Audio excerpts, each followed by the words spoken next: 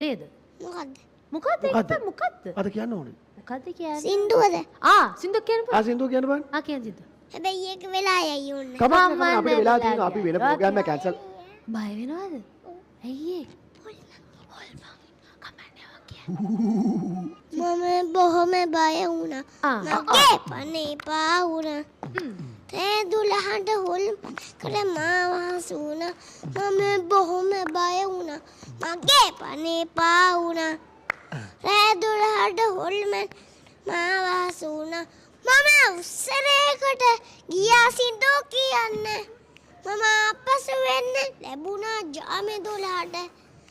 බැහැලා පාරට හැරුණා කානත් දෙසට මගේ ගිටාර එක අතට අරගෙන යන්නේ යනකොට චොක්කයක් ඇසිලම පසු බලනේ කලට කළු බල්ලෙක් එකට වෙන්නනේ බුරාගෙන මට මම හැරිලා පස්සට ආපසු දුවනේ කලට කළු මිනිහෙක් කුසට හිටියේ පාරේ හරහාට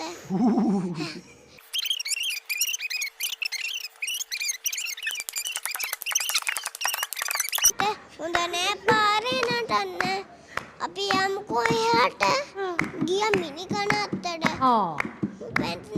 ගිය මිනි කන අත්තට පොඩ කියන මේ එයා පටන් ගන්න කලින් කිව්වා මලවිනි නැගිටලා එනවා හරි විවාන් හරි අප්පුට සුතෝ එපා නටන්න අපි යමුකෝ ගෙදරට අපේ අම්මා හොයන්න ආදර බේබි හරියට මම මෙහෙම කිව්වම ඒ පෙන්න ආසට හූ කියාගෙන නැවත පෙන්න පොළවට හරි හොරේ ඉන්නේ විවාන් අහන්නකෝ අපි විවාන්ට අප්පුටියක් ගාව ඉස්සෙන්න හරිනේ හරි තව දිනවා අපේට ඇගේ දත් දෙක අත්තිකයි ඇස් දෙක ගිනි ගොඩක් වගේ මම පෙන්න ආසට ගිටාර එක ගත්තු තේකට දුන්නා ඔළුවට ගිටාර එක කෑලි හැලෙන්න මේ ශබ්දය ඇසිලා කුර කරුවනේ ගිටලා මට වතුර පොවලා ගැස්සුවා ගෙදර ගිහිල්ලා මේ විස්තර අහලා අපේ අම්මා බය වෙලා